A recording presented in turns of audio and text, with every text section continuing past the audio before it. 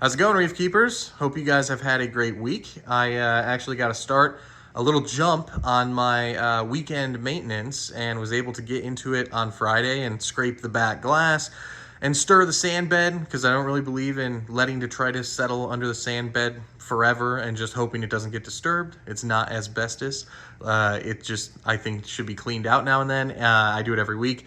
And then I'm going to go over something I do with this power head over here in a second to keep my rock clear. So I think I may have made a video in passing, maybe it was on Instagram a long time back, and I've talked about it before, I think on my podcast, but I like to take a power head, just this easy access one in the front. I just undo the cord and grab it in my hand and go over the rock, because throughout the course of a week, stuff settles on the rock. Like if you get up close, you can see there's plenty of, little junk that just settles into the rock and causes little algae blooms. The urchins typically get it and whatnot, but and snails will, attack it, but they don't get everything. And I have found that if you let this stuff build up over time, that it can start to catalyze, some stronger bits of algae growth and gunk and bio ooze or whatever.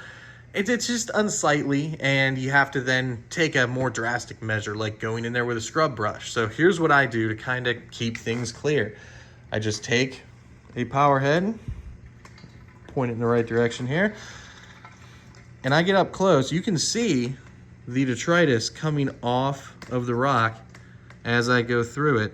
See the water filling with detritus? By the way, I'm not scared to slam corals with flow like this at all. I've never found an issue from hitting the corals pretty hard with flow as I go.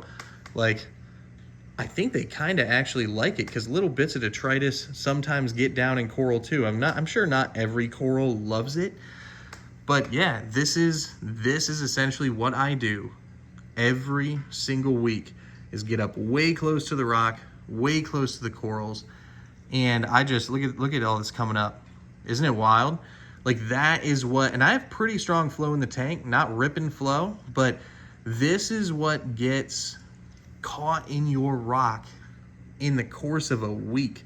Also, there's just a couple little dead spots of like cyano that sometimes build up. I'm sure you guys have witnessed that, and that gets all that out of there too. So when I'm done, I just boop, magnetize that back on. And then when I step back, you can see, the amount of, look at that.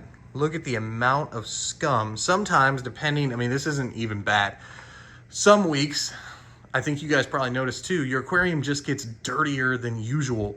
For whatever reason, it's just like maybe some extra food dumped in there, for a couple of feedings.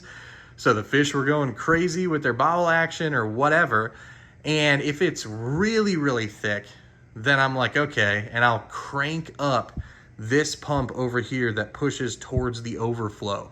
And that will really, in earnest, press all of that junk over into the overflow so that it can go down and get caught in the filter socks down below. But despite the tank not looking its best while you're doing this, and despite the fact that you do make certain corals, close up, I don't think they get angry.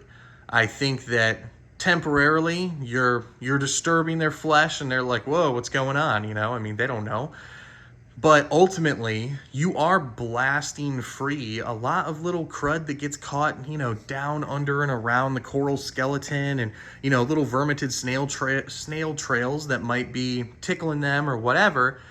And I have found that after a couple hours, when everything subsides and the water's clear again, it's all cycled through, the corals actually come back out stronger than before and look happier and more vibrant and puffed up than they did before the cleaning. So I've never really detected myself causing significant damage to a coral while I do this every week. And that's literally how long it takes. Like how long during the video, like 2 minutes. You just go over the rock, boom, boom, boom, boom, with the wave maker and just get everything, suspended up into the water column and let it flush out. So anyhow, that's how I do things on a week-to-week basis. You guys know I'm pretty militant about my maintenance routine, so it's probably not for everybody, but I think at least a periodic blasting off of the rock. Can't hurt. I really don't. So anyway, figured I'd share. Not been putting out a lot of videos lately, and the mood kind of struck me, and this is what I was in the middle of. So I will show you.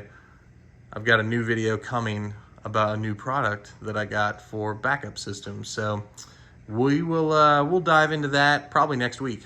All right, guys, have a good one.